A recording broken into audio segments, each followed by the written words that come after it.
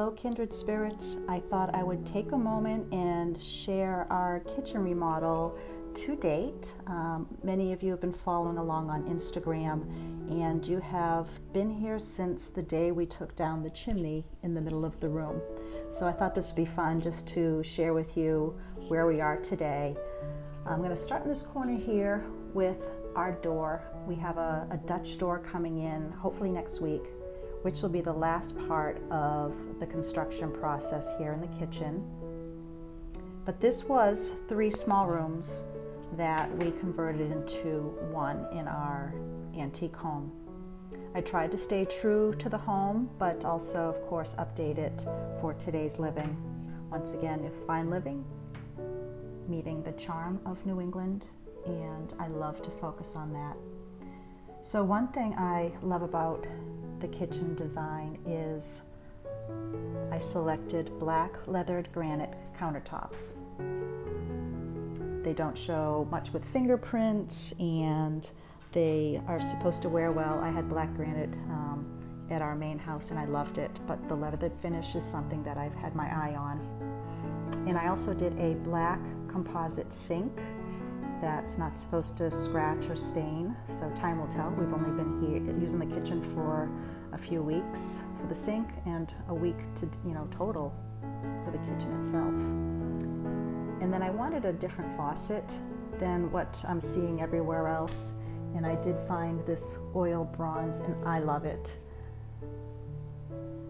On the cabinets here in the center, the beam that had to be put up to hold the upstairs, right through the cabinet the way we designed it, and I had seated glass put in, and then I asked our contractors to put corbels at the bottom just to make a store-bought cabinet look a little more custom. Down the back here, this is one thing that I really like. Our tile backsplash is actually not beadboard, and I actually gave it away. I called it tile backsplash. So this is fireproof. This picture here, I'm going to actually use a spray retardant on it, or I'll be replacing it with a platter or something for over the stove. I usually remove it when I'm cooking or doing something messy. I've done this in every house. Over in this section here, we have 2 swivel chairs. This is where Ben and I have our coffee every morning and enjoy the sunsets. The sunsets here are amazing. This used to be 2 windows and a small room, and when you walked through a little doorway here, you would turn and there'd be another door going into our pantry, and that single window was part of the pantry. On the end here, I designed to have 2 cabinets and the refrigerator. And on the end, I love this also.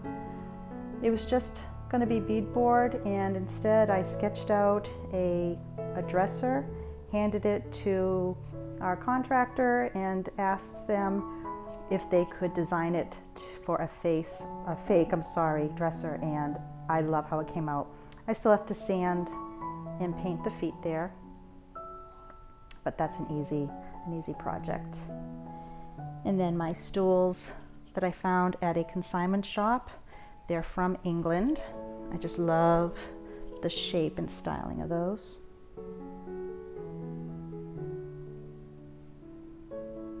And then above this large island that I actually designed for entertaining. We have a lot of large parties, and I know the punch bowl is going to be here in the middle, and sometimes we'll set up a bar. But above it is a chandelier that used to be in the small room in the back here when we bought the house. And I was searching high and low for a light. I thought this was going to be too small and wimpy. I put it up temporarily, and I love it. It's staying. On the far end, this bump out really only had to be about 8 inches wide because it's holding the pipes that were moved over here for our radiators upstairs that used to be in the wall. but I had no walls here for larger art, so I designed it to be wider in between the two windows. And if I wanted, we could do a small TV. I could put a faux fireplace there with the mantle. And then let's see here. Another thing we're trying out, which so far I love it, is a floor mini split. Air conditioning and heat. In this old home, there was no air conditioning. We did a wall mini split upstairs, so we decided to do a floor one here. I removed a radiator, or I should say our plumber removed a radiator. And so we've got old and new. I'm going to back up here a little bit. This piece right here, my French oven, is what I designed the kitchen around. I saw this long before I started designing this kitchen.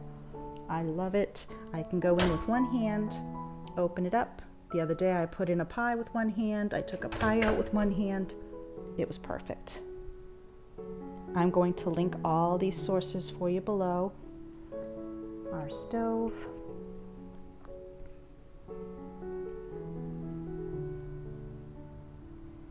And then I'm just going to turn over here for those of you who may remember or not. This used to be a solid door. I mean a solid wall. There was no door here because when we bought this house it was a two-family. So I had them cut a hole through it to go to the upstairs. That used to be an apartment.